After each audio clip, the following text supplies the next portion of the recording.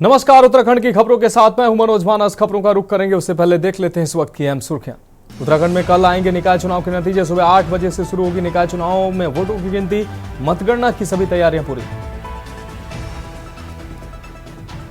उधम सिंह नगर में मतपेटियों की सुरक्षा पर कांग्रेस ने उठाए सवाल। अपनी प्राइवेट डिस्प्ले देकर जिला प्रशासन से गुहार लगाई। बोले भाजपा को सता रहा हार का डर। उत्तराखंड में जल्द लागू होगा यूसीसी। आपको बता दें, बीजेपी ने प्रेस कॉन्फ्रेंस कर दी जानकारी। 26 जनवरी को हो सकता है लागू यूसीसी में मुस्लिम महिलाओं पर विशेष ध्यान। उत्तराखंड में होने वाले 38वें राष्ट्रीय खेलों के लिए खिलाड़ियों का पहुंचना शुरू। आपको बता दें, ट्रायथलॉन के 58 खिलाड़ी व कोच सहित टेक्निकल स्टाफ पहुंचा। 26 जनवरी को लेकर नैनीताल में तैयारियां पूरी। नैनीताल के डीएसए मैदान में पुलिस की परेड को खास बनाने को लेकर सांस्कृतिक कार्यक्रम रहेगा आयोजन। आज से प्रदेश भर में अमूल दूध के दाम घटे। 1 लीटर दूध के दाम में 1 रुपए की कटौती। अमूल दूध ने अपने दामों में कटौती की। आप देख रहे हैं के न्यूज, खबरों का सारथी। और अब खबरें विस्तार से। अहम खबर से बुलेटिन की शुरुआत करते हैं। खबर देहरादून से, जहां उत्तराखंड में जल्द ही यूसीसी लागू हो जाएगा। कयास लगाए जा रहे हैं कि 26 जनवरी को परेड ग्राउंड से उत्तराखंड के मुख्यमंत्री पुष्कर सिंह धामी यूसीसी लागू करने का ऐलान कर देंगे। यूसीसी को लेकर भाजपा प्रदेश कार्यालय में पार्टी के वरिष्ठ नेता टिहरी से विधायक किशोर उपाध्याय ने प्रेस वार्ता की। मीडिया से बात करते हुए किशोर उपाध्याय ने कहा कि यूसीसी में खासकर महिलाओं का विशेष ध्यान रखा गया है और सभी के लिए यूसीसी एक अच्छी पहल है। इसमें आपको बता दें, विवाहों के रजिस्ट्रेशन अनिवार्य है। उसके साथ साथ उत्तराधिकारी को लेकर साथ ही लिव इन रिलेशन के लिए भी कानून है। वहीं मुस्लिम महिलाओं का भी खास ख्याल रखा गया है, जिसमें 3 तलाक, हलाला और इद्दत को बैन किया गया है। यूसीसी का मुख्य उद्देश्य हमारा ये है कि समाज में विशेषकर जो महिलाएं हैं उनको समान रूप से जो है वो अधिकार मिल सके। वो सारी बातें मैंने आपके सामने रख ली हैं और ये बहुत जल्दी यहाँ प्रदेश में लागू होने जा रहा है और अन्य प्रदेश भी उसमें जो है हमारे प्रदेश का अनुकरण कर रहे हैं। तो जिससे विशेषकर जो हमारी महिलाएं हैं, जिनकी वजह से ये राज्य बना है, जिन्होंने बड़ी महत्वपूर्ण भूमिका निभाई, उनका जीवन खुशहाल हो सके, ये राज्य की ये मंशा है, सरकार की ये मंशा है।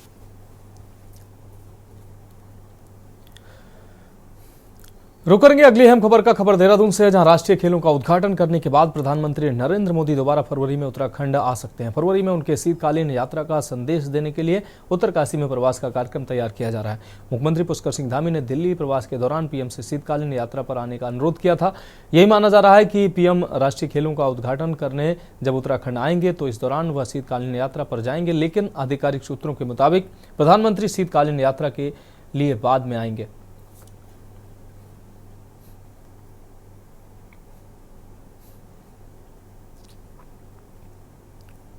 देखिए, नेशनल गेम्स के संदर्भ में प्रधानमंत्री जी का 28 तारीख को आगमन है और हम सब लोगों ने प्रधानमंत्री जी हमारे नेता है, इसलिए एयरपोर्ट से लेकर उनके आगमन से लेकर उनके आने तक के कार्यक्रमों में हम कहाँ उनका स्वागत कर सकते हैं उसकी हमने रणनीति बनाई है।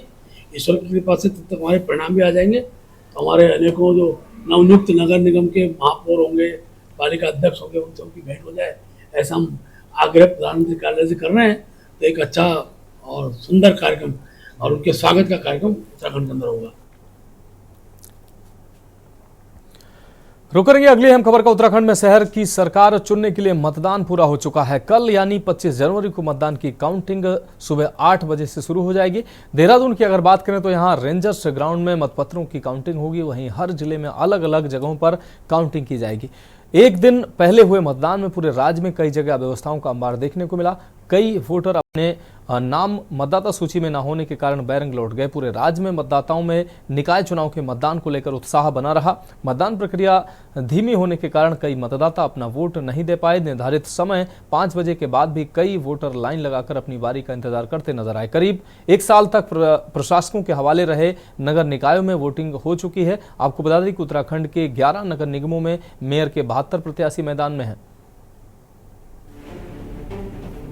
लंबे इंतजार के बाद आखिर उत्तराखंड में निकाय चुनाव के लिए मतदान प्रक्रिया पूरी हो चुकी है। मतदाताओं ने अपने अपने प्रत्याशी के पक्ष में मतदान कर दिया है। मतपेटियों में एक दिन पहले प्रत्याशियों का भविष्य कैद हो चुका है। 25 जनवरी को मतपत्रों की काउंटिंग के बाद प्रत्याशियों का भाग्य का फैसला होगा। फिलहाल चर्चाओं का दौर जारी है, कौन किस प्रत्याशी को पटकनी दे सकता है। मतदाता सूची में नाम गड़बड़ होने से आमजन से लेकर खास लोग भी परेशान रहे। मतदान के बाद हर प्रत्याशी और उनके समर्थक अपनी अपनी जीत का दावा कर रहे हैं, लेकिन कल देर शाम तक ही तस्वीर पूरी तरह साफ हो पाएगी। बैलेट पेपर से हुए चुनाव की गिनती में समय अधिक लगने की संभावना जताई जा रही है। भाजपा का कहना है कि वोटर लिस्ट में नाम न होने को लेकर जांच की जाएगी और निर्वाचन आयोग से बात की जाएगी कि वोटर का नाम मतदाता सूची से कैसे गायब हुआ है। देखिए, अगर इस तरीके की चीजें निकल कर सामने आई है तो पूरी तरीके से इस मामले को संज्ञान में लिया जाएगा और देखा जाएगा कि कहां पर वोटर्स के नाम कटे हैं, कहां पर क्या रहा है, क्यों उनका नाम उस पोलिंग बूथ पर नहीं पहुंचा है। तो इसकी पूरी जांच करी जाएगी और जांच करने के बाद समीक्षा वगैरह के बाद देखा जाएगा कि कहां पर ये कमियां आई और क्यों आई। तो इन सब चीज़ों को भी देखा जाएगा और निश्चित तौर पर निर्वाचन आयोग से इस चीज़ को लेकर कंप्लेन भी करी जाएगी कि ये इस तरीके की चीज़ें हुई तो हमारे वोटर्स के साथ आखिर क्यों हो।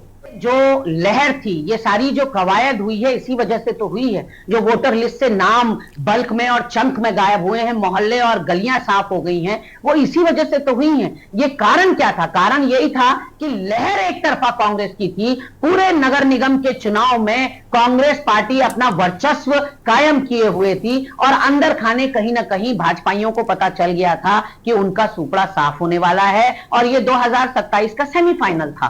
तो ऐसे में कहीं ना कहीं ये कोशिश की गई कि लोगों को ही पॉकेट की पॉकेट उड़ा दी जाए और लोगों के नाम वोटर लिस्ट से गायब कर दिए जाएं। अभी भी मुझे पूरा अपनी देवतुल्य जनता पर विश्वास है कि जितना भी मतदान हुआ है कम या ज्यादा, उस मतदान में जो बढ़त है वो कांग्रेस के ही प्रत्याशियों को मिली होगी।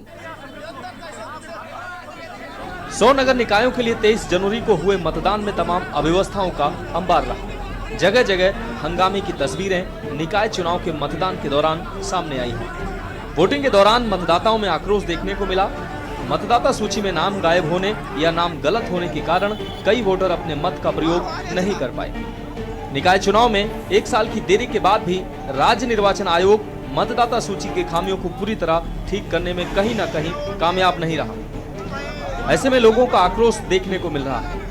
खैर जो भी हो, पर निकाय चुनाव मतदान के इस पर्व में मतदाताओं ने बढ़ चढ़कर हिस्सा लिया है। कल के चुनाव को लेकर के उत्तराखंड क्रांति दल पहले से ही अपने उत्साहित था। हालांकि हमने सभी जगहों पर अपने प्रत्याशी नहीं उतारे, लेकिन कल की जो अव्यवस्था हर जगह देखने पे आई वो बीजेपी सरकार का संपूर्ण रूप से फेल होने का एक सबूत है। आपको उदाहरण के तौर पर बता दें, बैलेट पेपर फोड़ करने का तरीका तक भी बीजेपी के कर्मचारियों को सिखाने का वक्त नहीं था। या फिर ये बीजेपी सरकार फेल थी या बीजेपी के सरकार में जो तैनात अधिकारी हैं, कर्मचारी हैं, उनको सही ट्रेनिंग नहीं दी गई है। देखिए, शासन का गुंडा राज है। आज वार्ड नंबर 5 में बूथ नंबर 9 और बूथ नंबर 10 दोपहर 2 बजे से यहाँ वोटिंग स्लो कर दी गई थी। लोगों को वोट डालने के अधिकार से वंचित किया गया है। तकरीबन 250 लोग पोलिंग स्टेशन के बाहर खड़े रहे, उनको भगाया गया, लट लेकर के पीछे भगाई, पुलिस ने भगाया उन्हें और उनकी वोट नहीं डलने दी गई। ये सीधा सीधा सत्ता पक्ष का अपना दुरुपयोग किया गया है उन्होंने और पूरा का पूरा पुलिस बल के इस्तेमाल के साथ उन्होंने खदेड़ना काम किया। वोटर 2-2.5 घंटे से यहाँ लाइन में लगे हुए हैं और ये कोई तरीका नहीं हुआ। जो वोटर वेट कर रहा है, लाइन में लगा हुआ है, उसको तो वोट डालने का पूरा अधिकार है और इस तरीके से ये तानाशाही, जबरदस्ती, गलत है बात जी। अभी तो बंद करा, सबको डंडे मार के भगा नहीं दिए। 5 बजे से 5 बजे के वक्त की बात है और उस वक्त 3:30 है जी, कम से कम 250-300 वोट रहेंगे। कुल मिलाकर प्रदेश में हुए निकाय चुनाव में जमकर जनता ने मतदान किया। देर शाम तक मतदाताओं की लाइन मतदान केंद्रों में देखी गई। मतदाता अपने शहर की सरकार चुनने को लेकर काफी जागरूक देखे गए। युवा हो या बुजुर्ग हो या दिव्यांग, हर मतदाता में मतदान के लिए जोश देखा गया। राज्य निर्वाचन आयोग के अनुसार दिव्यांग मतदाताओं के लिए विशेष वाहन, व्हीलचेयर, वॉकिंग स्टिक व रैंप की व्यवस्था की गई थी। पूरे राज्य में 2171 दिव्यांग व निःशक्त मतदाताओं को सुगम मतदान के लिए सुविधा उपलब्ध कराई गई। निकाय चुनाव के लिए मतदान करीब करीब शांतिपूर्ण निपट चुका है। अब इंतजार कुछ घंटों का है। जल्द ही शहर की सरकार बनने की प्रक्रिया पूरी होने जा रही है। Bureau report, Uttarakhand. रुक करेंगे अगली अहम खबर का। रुद्रपुर नगर निगम चुनाव संपन्न होने के बाद मतपेटियों को रुद्रपुर के बगवाड़ा मंडी में बने स्ट्रांग रूम में रखा गया है। इस दौरान कांग्रेस पार्टी के कार्यकर्ताओं ने भाजपा पर मतपेटियों से छेड़छाड़ का अंदेशा जताया। उन्होंने जिला प्रशासन के साथ मिलकर स्ट्रांग रूम में लगे सीसीटीवी कैमरे की डिस्प्ले बाहर लगाई है। इस दौरान कांग्रेस के द्वारा अपनी प्राइवेट डिस्प्ले देकर जिला प्रशासन से सीसीटीवी कैमरों का कनेक्शन लिया और सीसीटीवी कैमरों के माध्यम से स्ट्रांग रूम पर नजर रखी जा रही है। कांग्रेस जिला अध्यक्ष हिमांशु गाबा ने बताया कि भाजपा को हार का डर सता रहा है। भाजपा सत्ता का दुरुपयोग कर मतपेटियों से छेड़छाड़ कर सकती है, इसलिए कांग्रेस कार्यकर्ताओं के द्वारा स्ट्रांग रूम की निगरानी की जा रही है ताकि मतपेटियों से छेड़छाड़ न हो और 25 जनवरी को चुनाव परिणाम आने पर स्थिति साफ हो सके। तरीके से कल लोकतंत्र की हत्या इस चुनाव में हुई। कांग्रेस हमेशा कहती है कि भारतीय जनता पार्टी पूरी तरीके से लोकतंत्र की हत्या कर रही है। जिस तरीके से हमारे कार्यकर्ता का कल सिर फोड़ा गया, उसको सरकारी हॉस्पिटल एडमिट करना पड़ा। एक व्यापार मंडल से जुड़ा हुआ व्यक्ति टारगेट कैंप का जिसने हमें समर्थन दिया, जिस तरीके से पुलिस ने उसके यहाँ छापेमारी करी और उसको उठा के ले गई। कई जगहों पे पुलिस ने जो है लाठियां भांजी, कईयों को धमकियां दी, कईयों को भागने के लिए बोल दिया। तो ये इनकी बुखलावट है, क्योंकि इन्होंने 10 साल में 12 साल में कोई विकास तो किया नहीं। और हमारे विधायक जी जो है कल शहर का माहौल खराब करने के चक्कर में थे। 11-12 बजे के बाद तो वो राम जी के नाम पे आ गए कि राम जी के नाम पे जो है बीजेपी को वोट मिल रहा है। अरे भाई, अगर आपने विकास किया, विकास के नाम पे वोट मांगो ना। आपका मेयर विकास के नाम पे वोट मांगे।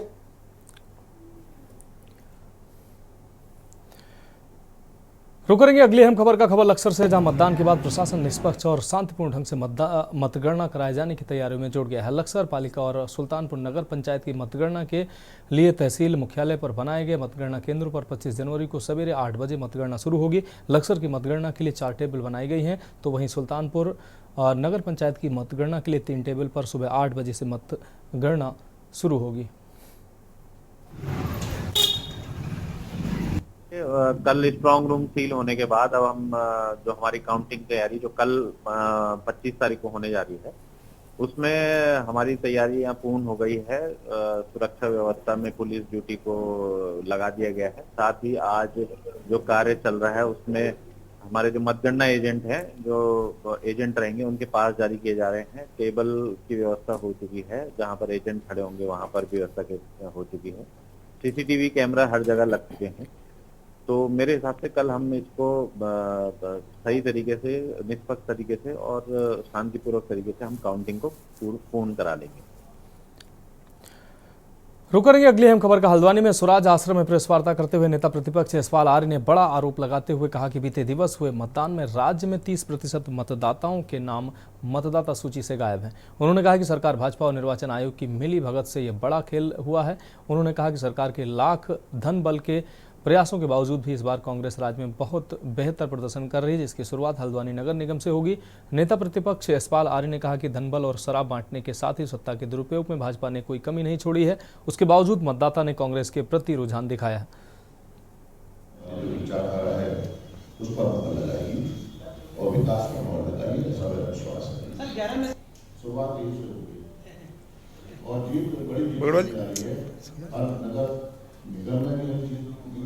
हमारी जीत सुनिश्चित है।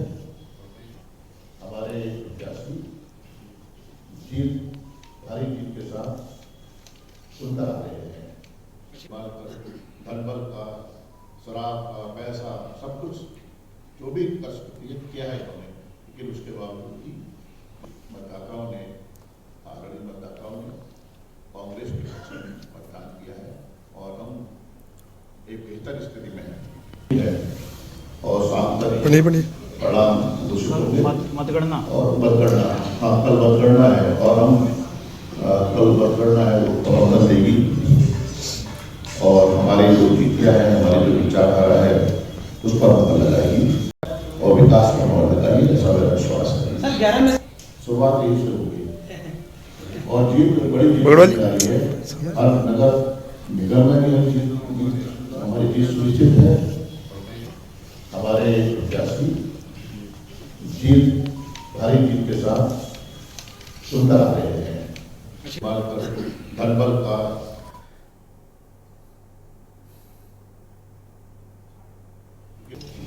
ठीक है में प्रदेश के महान मतदाताओं ने बदलाव का मन बना लिया है। बदलाव का रुकेंगे अगली अहम खबर का खबर देहरादून से, जहां प्रदेश में निकाय चुनाव के बाद अब काउंटिंग की बारी है, लेकिन इस बार चुनाव में कई खामियां भी देखने को मिली है। निकाय चुनाव की मतदाता सूची से बड़ी संख्या में लोगों के नाम गायब मिले हैं, जो कि चर्चाओं का विषय बन रहा है और चुनाव आयोग की कार्यप्रणाली पर भी सवाल उठ रहे हैं। राज्यसभा सांसद नरेश बंसल ने कहा कि ये चुनाव आयोग का फेल्योर है। चुनाव आयोग ने अपना काम उतनी गंभीरता से नहीं किया है जितनी गंभीरता से करना चाहिए था, जिस वजह से वोट कटे हैं। चुनाव आयोग ने अपना काम उतनी गंभीरता से नहीं किया जितना करना चाहिए था, नहीं तो वोट कटने की शिकायतें नहीं आती। तो फिलहाल उत्तराखंड की खबरों में वक्त एक ब्रेक का है, जल्द हाजिर होंगे। आप देख रहे हैं के न्यूज, खबरों का सारथी। ब्रेक के बाद उत्तराखंड की खबरों में एक बार फिर से आपका स्वागत है। रुक करने की अगली अहम खबर का खबर उधम सिंह नगर से, जहां पूरे उत्तराखंड में गुरुवार को संपन्न हुए नगर निकाय चुनाव के बाद मतपेटियों को कड़ी सुरक्षा के बीच स्ट्रांग रूम में रखा गया है। वहीं खटीमा कृषि मंडी परिसर के स्ट्रांग रूम में मतपेटियों को सीसीटीवी कैमरों और कड़ी सुरक्षा व्यवस्था की निगरानी में रखा गया। वहीं शनिवार को होने वाली मतगणना को लेकर प्रशासन ने तैयारियां पूरी कर ली हैं। इस मामले में खटीमा निर्वाचन अधिकारी व एसडीएम रविंद्र सिंह बिष्ट ने बताया कि शनिवार को सुबह 8 बजे से मतगणना प्रारंभ हो जाएगी और रिजल्ट आने तक जारी रहेगी। मतगणना की सारी तैयारियां पूरी कर ली गई हैं। उन्होंने कहा कि 20 टेबल लगाए गए हैं और वार्ड वाइज काउंटिंग की जाएगी। सभी काउंटिंग एजेंट के लिए पास भी जारी कर दिया गया है।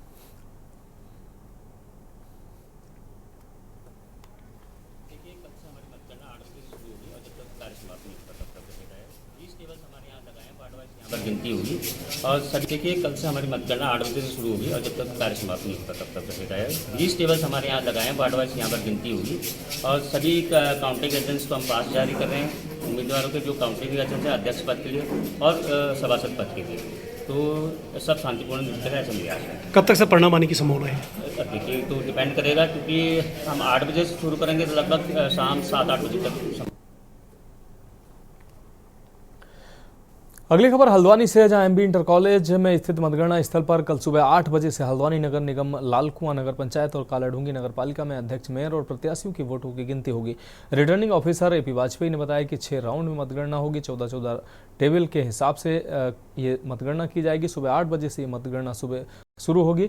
देर रात 10 बजे तक परिणाम आने की उम्मीद है।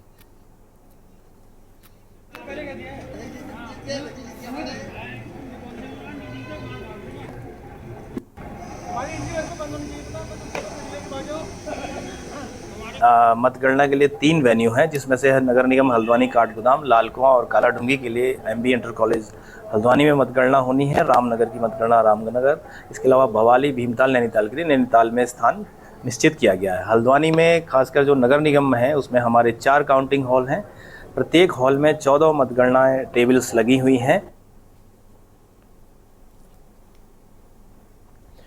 अगली खबर का रुख करेंगे लक्सर से। बसपा विधायक मोहम्मद शहजाद और बसपा के पूर्व प्रत्याशी संजीव उर्फ नेटू ने प्रेस वार्ता के दौरान शासन और प्रशासन से सीसीटीवी कैमरे की निगरानी में निष्पक्ष ढंग से मतगणना कराने की अपील की है। विधायक शहजाद ने कहा कि मतदान के दिन लक्सर क्षेत्र के कई मतदान केंद्रों पर मतदाताओं और निर्वाचन कर्मचारियों के साथ दुर्व्यवहार हुआ और कुछ लोगों को मतदान से भी रोका गया, जिससे उन्हें और उनके पार्टी के प्रत्याशी को गड़बड़ी का डर है। उन्होंने मांग की कि मतगणना पूरी तरह से सीसीटीवी की निगरानी में की जाए ताकि चुनाव प्रक्रिया निष्पक्ष और पारदर्शी रहे।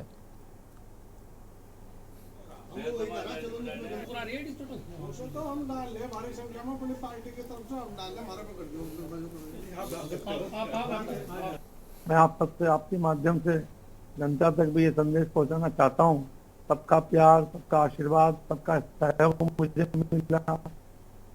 सभी वर्ग के लोगों ने मुझे बहुत सपोर्ट किया, अपना आशीर्वाद दिया। मैं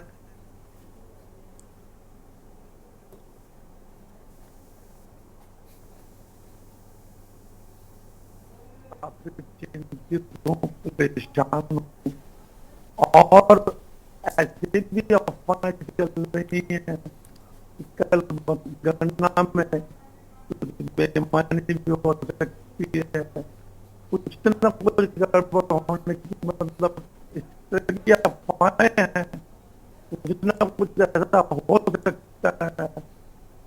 मैं लक्सर की सामान्य जनता से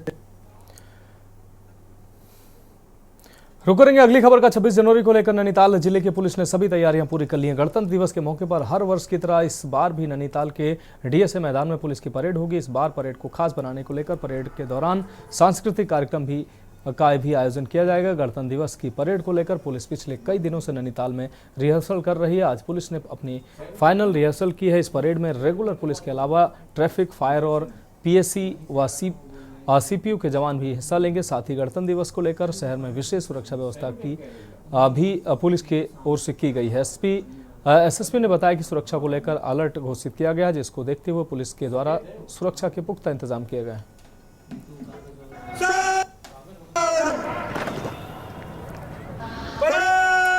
26 जनवरी हमारे लिए विशेष महत्व रखती है, विशेषकर यूनिफॉर्म फोर्सेस के लिए। तो बावजूद इसके कि निकाय चुनाव थे, नेशनल गेम्स हैं, उसके बावजूद भी हमने जो टीमें इसमें लगी थी उनकी लगातार तैयारियां चल रही थी और आज ये ग्रैंड रिहर्सल है इस ग्राउंड में। सभी लोगों ने बहुत अच्छे ढंग से इस रिहर्सल को किया है। जो छोटी मोटी कमियां थी वो हमने उनको बताई हैं। हमें उम्मीद है कि 26 जनवरी के दिन वो अपना बेस्ट परफॉर्मेंस देंगे। साथ में ही पुलिस के जितने भी रिसोर्सेज हैं उनको भी हम यहाँ डिस्प्ले करेंगे। रुक करते हैं अगली अहम खबर का। उत्तराखंड में होने वाले 38वें राष्ट्रीय खेलों के लिए खिलाड़ियों का पहुंचने का सिलसिला लगातार जारी है। हल्द्वानी के रेलवे स्टेशन पहुंचे ट्रायथलॉन के 58 खिलाड़ी व कोच सहित टेक्निकल स्टाफ का छेलिया नृत्य के साथ भव्य स्वागत किया गया। इस दौरान पारंपरिक स्वागत देख खिलाड़ी काफी उत्सुक नजर आए।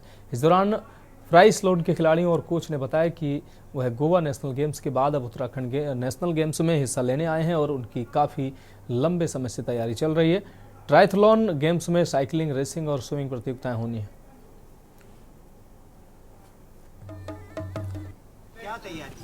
सर, मेरा नाम देवांशी सिंह है, दिल्ली ट्रायथलॉन की कोच हूँ। मैंने अभी 3 लड़की लेके आई है, सही तैयारी करके आई है ठीक ठाक से। यहाँ किस तरह का आपको लग रहा है, किस तरह से जब आप पहुंचे आपका स्वागत हुआ? सर, यहाँ की सर अनुभव बहुत बढ़िया रहा और स्वागत बहुत अच्छा लगा सर। बाकियों से अलग से देखने के लिए मिले सर। और किस तरह की तैयारी है आपके खिलाड़ियों, क्योंकि ये कंपटीशन है, नेशनल गेम्स है? सर, आगे हम पहले उसमें भी गोवा में भी लड़कों ने अच्छा प्रदर्शन किया है, नेशनल में भी, और यहाँ पर भी हम उम्मीद करता हूँ सही प्रदर्शन करके जाएंगे। प्रैक्टिस मैचेस कब से शुरू होंगे आप लोग? प्रैक्टिस सर काफ़ी दिनों से शुरू कर रही है। दिल्ली में तालकोतरा स्टेडियम में प्रैक्टिस कराता हूँ।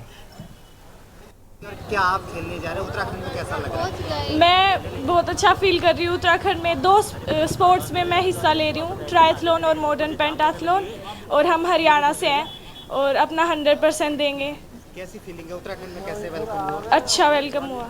क्या फीलिंग है गेम्स को लेकर? अच्छी फीलिंग है, मतलब हाँ, पूरा अच्छे से वेलकम किया है। हमारे लिए अरेंजमेंट्स हैं, हम भी पूरा अपना बेस्ट दे के जाएंगे। कैसी तैयारी करके आए? अच्छी तैयारी करके आए हैं। 1 साल से मेहनत की, पिछली बार भी आए थे, गोवा में हुए थे नेशनल गेम्स हीना। तो फिलहाल उत्तराखंड की खबरों में अभी के लिए मेरे साथ इतना ही। मुझे दीजिए इजाजत और आप देखते रहिए के न्यूज इंडिया। आप देख रहे हैं के न्यूज, खबरों का सारथी।